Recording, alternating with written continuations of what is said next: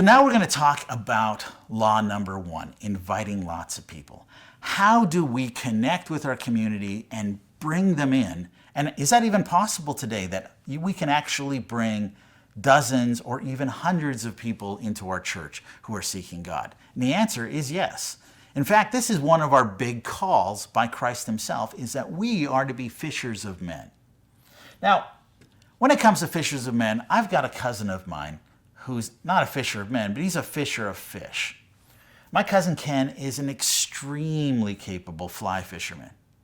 So a good day of fly fishing for my cousin Ken isn't catching 7 or 8 fish. It's catching 70 or 80 fish.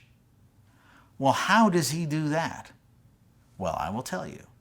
Number 1, he's got a master's degree in marine biology, specializing in interior fisheries.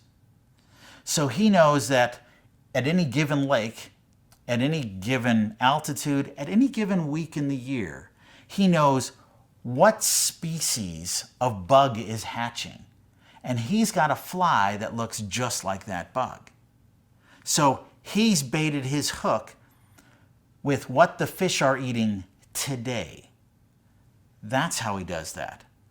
Now, there's lots of other fishermen on the lake whose desire is to catch fish. Maybe even their desire is stronger to catch fish. But it's not desire that catches fish. In the end, it's bait, not wishful thinking, that determines what fish you're going to catch. More than that, different bait is going to catch different fish. It's hard to catch pike on a pickerel rig. Well, it's no different when we're being fishers of men.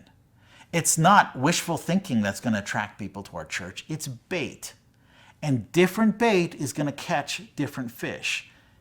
Different things are going to attract different kinds of people. So that puts us on us to find the right fish. Who should we be fishing for in all the human spiritual fish we have around us? Well, the first question to ask is, who are the people that God has specifically enabled you to reach most effectively? Because God has already designed you and your church with pre-existing relationships, pre-existing connections, pre-existing cultural knowledge, and pre-existing abilities to reach some people more effectively than others. Now, trying to accept everybody in a church is good. We should always endeavor to be accepting of everybody, no matter what language they speak, what country they come from, how rich or how poor they are, how cool or how not cool they are, how young or how old they are. We should always have a church of warmth. We should always have a church of warmth and acceptance. But although trying to accept everyone is good, trying to target everyone is dumb.